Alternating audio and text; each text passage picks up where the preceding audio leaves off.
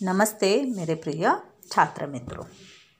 सेतु अभ्यास कक्षा 8वीं हिंदी सुलभ भारती में आप सबका स्वागत है। दिन है 9 और 10। क्षेत्र है भाषा अभ्यास कौशल योग्यता लिखने में सक्षम होने के लिए। संबोध है संज्ञा और उसके भेद।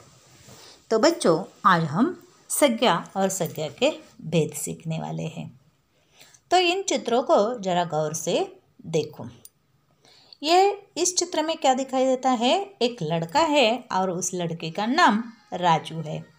दूसरा जो चित्र है वह चित्र पेड़ का है। तीसरा चित्र है बंदर का और चौथा चित्र है खुशी, यानी दोनों एक दूसरे से मिल रहे हैं, खुशी खुशी वह मिल रहे हैं। उनके चेहरे का भाव हमें खुशी का दिखाई देता है। तो जरा इन प्रश्नों का उत्तर दीजिए। व्यक्ति का नाम क्या है? इन चित्रों में एक व्यक्ति है, उसका नाम क्या है? बताओ। राजू। क्या नाम है व्यक्ति का? राजू। तो राजू। दूसरा जो प्रश्न है, फल कहाँ लगते हैं? फल पेड़ पर लगते हैं। तीसरा प्रश्न है, उछल कूद करने वाला कौन है? बंदर है। उछल कूद करने वाला कौन है? बंदर है। लोगों के चेहरे का भाव क्या है? खुशी का है। और एक पांचवा प्रश्न यहाँ पर पूछा गया है, भारत की राजधानी कौन सी है? क्या आपको मालूम है भारत की राजधानी कौन सी है? दिल्ली। तो इन 5 प्रश्नों से मिले हुए उत्तर जो है ये जो उत्तर जो है, ये उत्तर क्या है? संज्ञाएं है। तो संज्ञा की व्याख्या क्या बनेगी? जिन शब्दों से किसी व्यक्ति, वस्तु, प्राणी, भाव या स्थान का बोध होता है उसे क्या कहते हैं? संज्ञा कहते हैं। तो बच्चों, संज्ञा की व्याख्या जरा ध्यान से सुनो। जिन शब्दों से किसी व्यक्ति, प्राणी, वस्तु या भाव का या स्थान का बोध होता है उन शब्दों को संज्ञा कहते हैं। तो बच्चों, संज्ञा के 5 प्रकार है। संज्ञा के कितने प्रकार है? 5 प्रकार है। एक व्यक्तिवाचक, जातिवाचक, भाववाचक, द्रव्यवाचक और समूहवाचक। तो बच्चों देखो, व्यक्ति संज्ञा के 5 भेद बताए गए हैं। उन 5 भेदों के अनुसार देखो, व्यक्तिवाचक जो संज्ञा होती है उस व्यक्तिवाचक संज्ञा की व्याख्या क्या होगी? जिस संज्ञा से हमें किसी विशेष व्यक्ति के नाम का बोध होता है वह व्यक्तिवाचक संज्ञा होती है। जैसे सभी लड़कों के, बच्चों के या व्यक्ति के नाम जो होते हैं वो प्रॉपर नाम होते हैं, विशेष नाम होते हैं, और वे विशेष नाम क्या है? संज्ञाएं है। जैसे व्यक्ति के नाम, प्राणी के नाम, पशु के नाम, किसी वस्तु का नाम, ये सारे क्या होते हैं? नाम होते हैं। तो इन नामों को हमें इन नामों को व्यक्तिवाचक संज्ञा कहते हैं।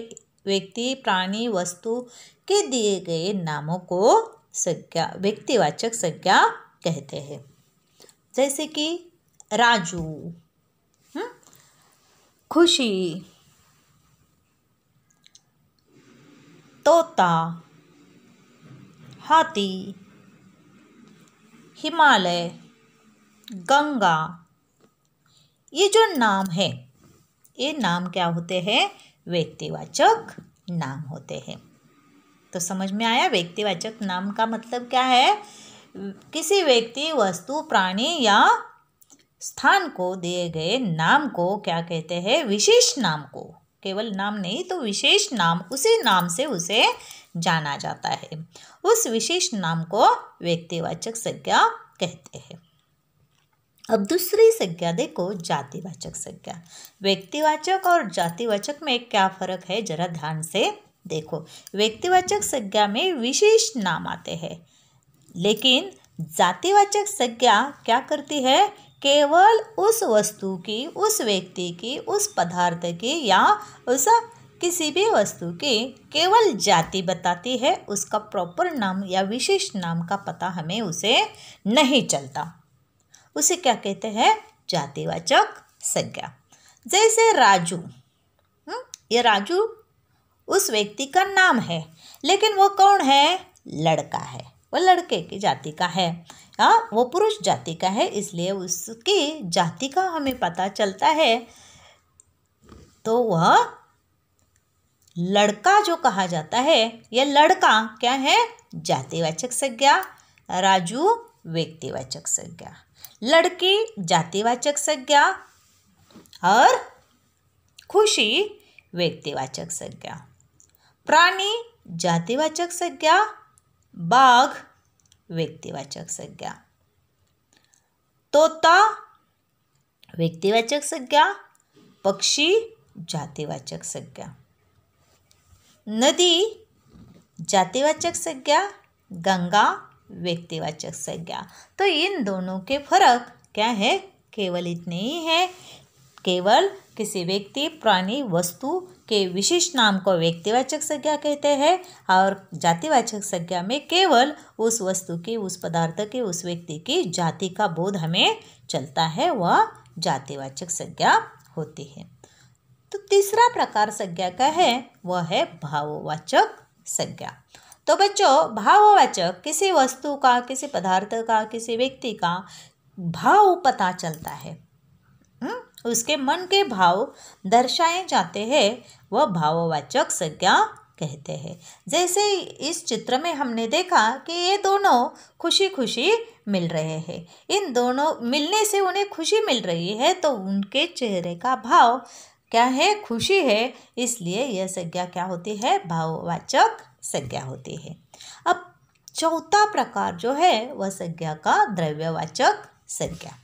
तो बच्चों, ये द्रव्यवाचक संज्ञा जो होती है वह किसी धातु, धातु कौन कौन से है मालूम है आपको?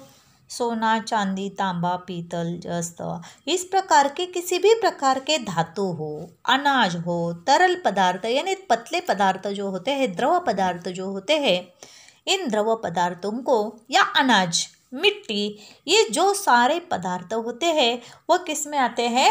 द्रव्यवाचक संज्ञा में आते हैं।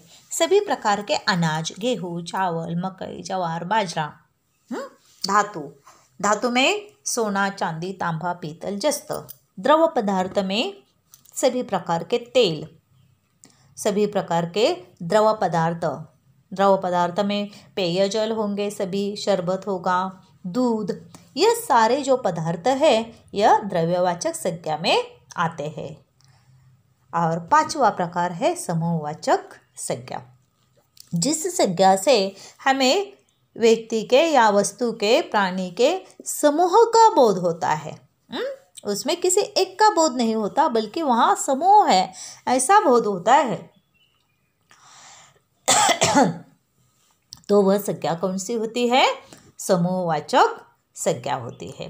तो बच्चों, इन संज्ञा के प्रकारों के अनुसार क्या है? संज्ञा की परिभाषाएं बनती है। यहाँ नीचे कुछ शब्द दिए गए हैं, उन शब्दों को आपको क्या करना है?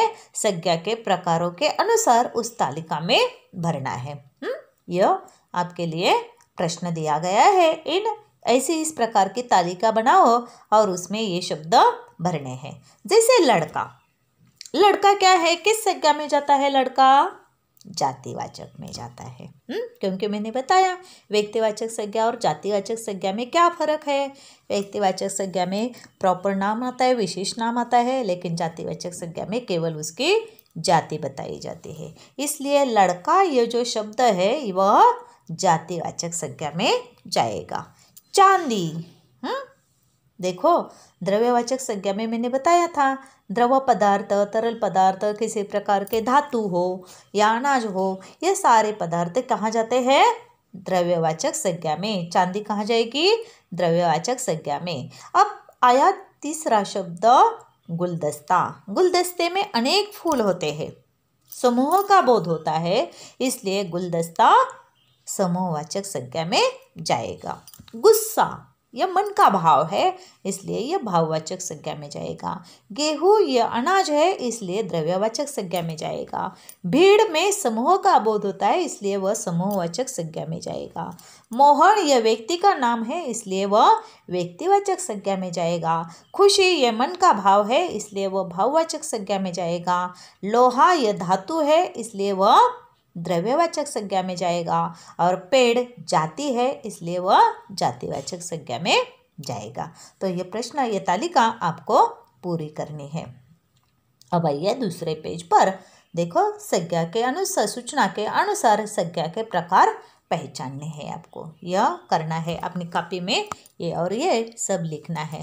देखो, संज्ञा भेदों के अनुसार यहाँ पर कुछ शब्द दिए हैं, उनका भेद लिखना है। खीर तरल पदार्थ है, इसलिए वह द्रव्यवाचक संज्ञा में जाएगा। प्रेमचंदा व्यक्ति का नाम है, इसलिए वह व्यक्तिवाचक संज्ञा में जाएगा। सेना या समूह का बोध होता है। एक सेना में एक सैनिक नहीं होता, सेना की पूरी टुकड़ी होती है, सेना की टुकड़ी होती है, वह समूहवाचक संज्ञा होगी। क्रोध यह मन का भाव है, इसलिए भाववाचक संज्ञा होगा। लड़का यह जाति का बोध होता है, इसलिए वह जातिवाचक संज्ञा होगी। अब देखो नीचे, आओ सृजन करें में प्रश्न दिया है। संज्ञा शब्द के संज्ञा प्रकार पहचानो। आम के पेड़ पर 4 पक्षी बैठे हैं। अधोरेखित किया हुआ शब्द है आम। तो आम क्या है? व्यक्तिवाचक संज्ञा। गिलास में थोड़ा दूध है। दूध यह तरल पदार्थ है, इसलिए वह द्रव्यवाचक संज्ञा। लड़की आम खा रही है। लड़की यह जाति है केवल, इसलिए वह जातिवाचक संज्ञा है। तो इस प्रकार ये संज्ञा के भेद आपको पहचानने हैं। अब देखो, दिन है 9 और 10। इस दिन का जो मैंने अभ्यास लिया है, वो अभ्यास आपको अपनी कॉपी में पूरी करनी है। धन्यवाद बच्चों। कल हम 11वां और 12वां दिन देखेंगे।